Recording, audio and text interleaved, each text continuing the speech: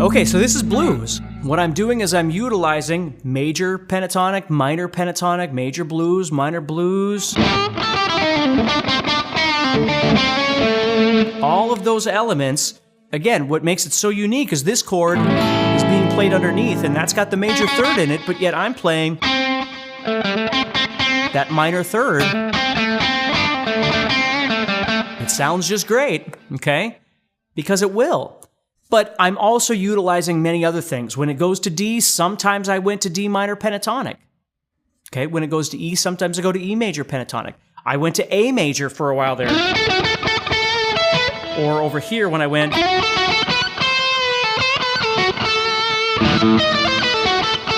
and then slide back into minor.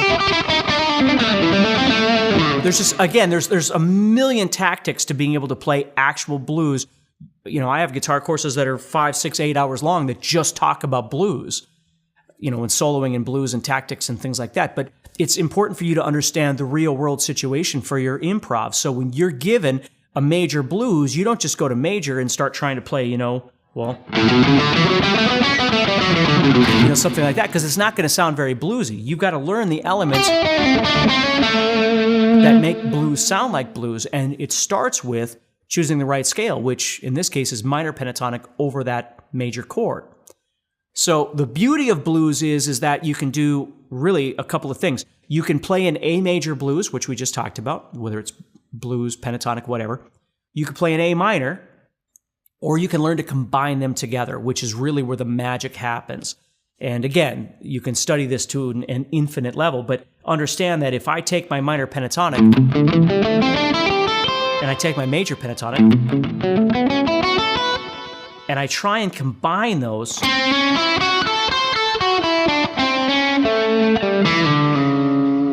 that's where it really starts sounding like blues.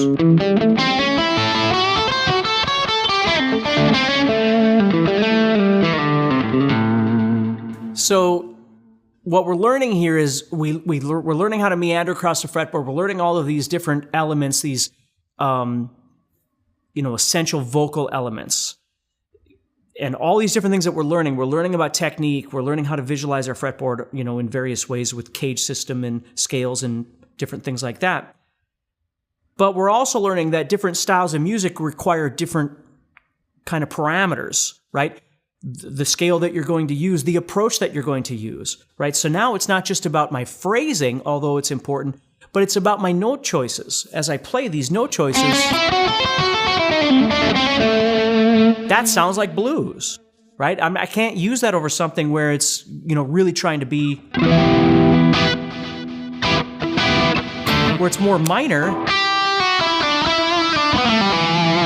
Not that I couldn't throw that in, because I certainly could, but if I throw that in, the listener is, I shouldn't say I can't, because I certainly can, but the listener is going to be immediately drawn to blues when I do that. If that's playing, and I go,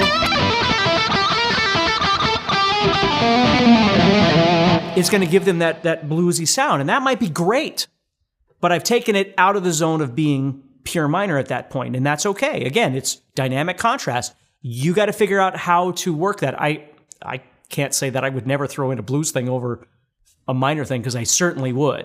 But I just wouldn't solo minor the entire time. I would still try and give it some element of purity if it's trying to be minor, okay? So it just, again, it depends on the circumstance. But this middle section is just so friggin' cool, because the rules get thrown out the window, because what's happening is our ears perceive the sound of the blues, the groove of the blues, right? The 12-bar blues, whatever it is. Our ears are attracted to that sound, and because of that, we're given this carte blanche to kind of do the wrong thing over this chord progression, which just sounds so freaking cool. So if we look at the chart just further here, let me pull it up on my own here. When we look at that chart, you'll see that I've got a couple of things coming out on the bottom there, which is rock and punk. So when we think about rock music, again, now we're moving into ZZ Top or AC/DC or Led Zeppelin or whatever, and not that some of those bands didn't have. There's a difference between songs that are blues and songs that are bluesy. If you listen to Highway to Hell isn't a blues song, but it is bluesy. It's very bluesy. If you listen to Back in Black, it's not a 12-bar blues or traditional blues song, but it is absolutely bluesy. So, and some of those artists do have 12-bar blues songs. If you listen to Tush by ZZ Top, okay, that's a blues tune, but it's also a rock tune, where if you listen to a traditional kind of whatever, Get a Haircut and Get a Real Job by George Thorogood, that's an 8-bar blues. But it's still got a rock and roll kind of feel to it. I mean, they interchange a little bit. So if you think about blues as being more of the blues structure, 8-bar blues, 12-bar blues, 24-bar blues, whatever it is that might be, and rock is just borrowing that groove, that feel, that vibe, but it doesn't need the 12-bar, structure. It doesn't need that. It's just doing its own thing. So for me, that's what I think about when I think of rock. So when you think of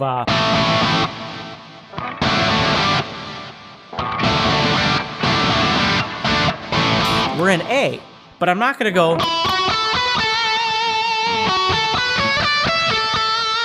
It's not that. I'm going to go.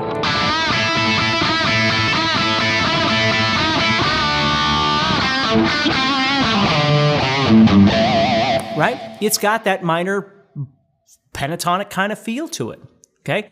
So we want to be aware of that when we're learning these sorts of things, and this is a really great chart to kind of help you to understand that. Okay?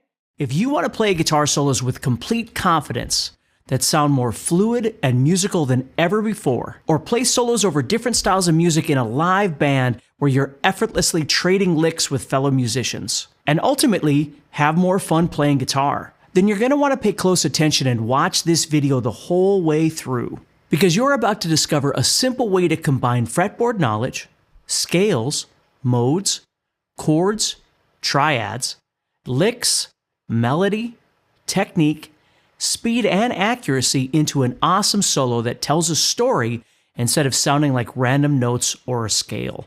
Without spending months trying to figure out how to pull all the pieces of the puzzle together yourself, just to end up confused or picking up a bunch of bad habits that could prevent you from ever playing guitar solos like you want to. My name is Steve Stine, and I'm a guitar player just like you. Even though I have a degree in music education and have toured across the world playing guitar, I've always thought the way soloing is taught, in pieces without a clear way to put them all together to play a great solo, was overwhelming.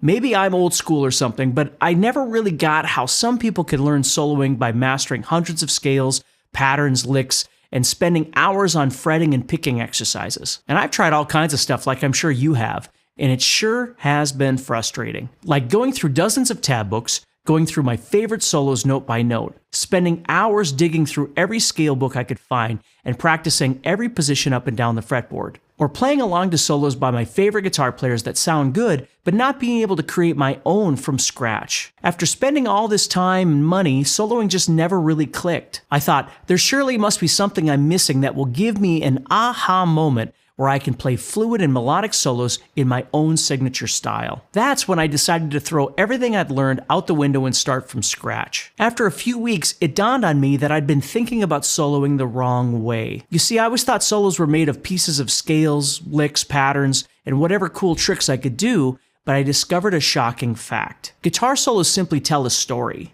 A story-based solo goes through several sections: an introduction, rising action, and a climax.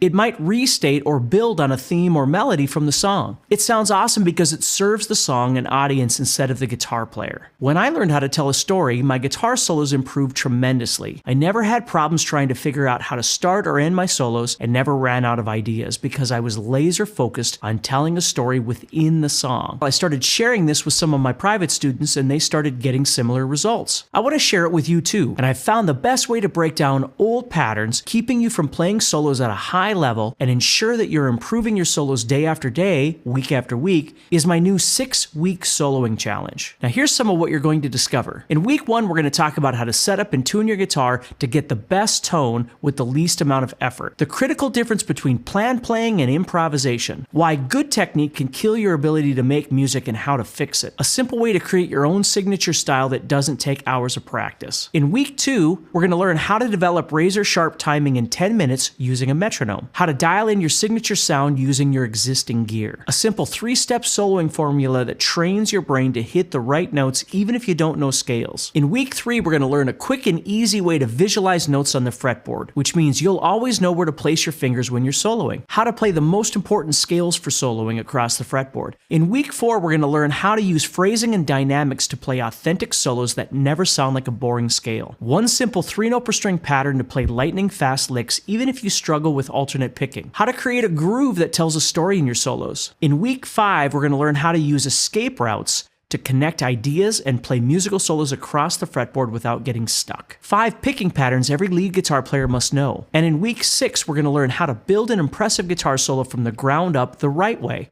so you have a proven plan to begin and end your solos with a bang. This 6-week soloing challenge isn't just 6 weeks of videos.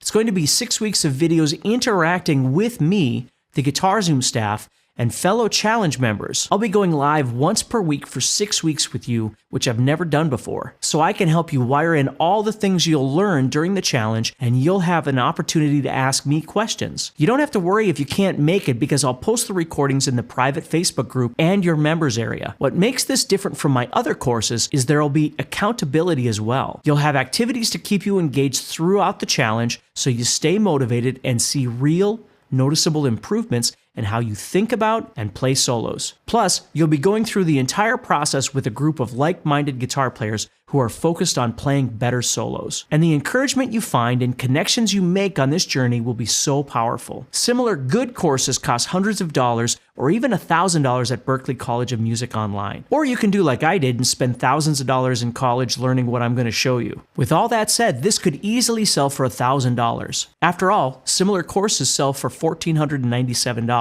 Of course, it won't cost you $1,000, not $500, not even $100. You get to enroll in the 6-week soloing challenge for just 3 payments of $26.80. Or you can save 17% if you want to make 1 payment of $67. Another one of the most important things you can develop as a guitar player is your technique.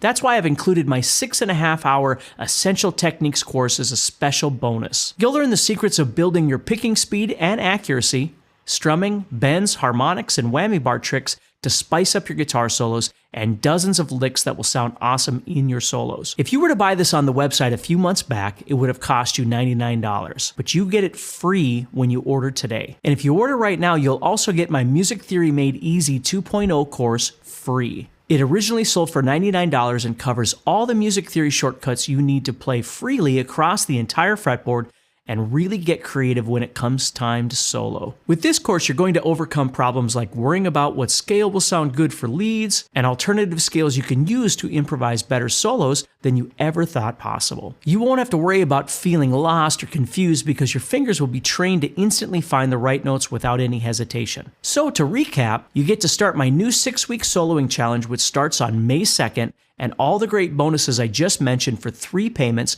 of $26.80 or 1 payment of $67. And you're protected by our 30-day guarantee. Truly, put it to the test for a full 30 days and see if it's right for you. And if you don't think it's a good fit, no big deal. Just contact our friendly support team and they'll issue you a full refund or exchange. No questions asked, no receipt required. However, I can only offer this price and bonuses for a short time. After that, the price increases to $199 and the bonuses won't be included. So click the button below and get started today. As soon as you place your order, you'll get a receipt in your email with instructions on how to access the course. You'll also get an email with your link to join the private Facebook group for challenge members and immediate access to the Essential Techniques and Music Theory Made Easy 2.0 bonus courses. If you want a simple way to put all the the pieces together to play solos that tell a story across the fretboard, then you're absolutely going to love 6-Week Soloing Challenge. And it's simple to get started. You log into the course and watch your first short video, and as you build your skills, you move to the next video. You complete the weekly accountability activities and attend the weekly live sessions, always at your own pace. You can watch and repeat lessons as many times as you need, and your soloing ability will skyrocket.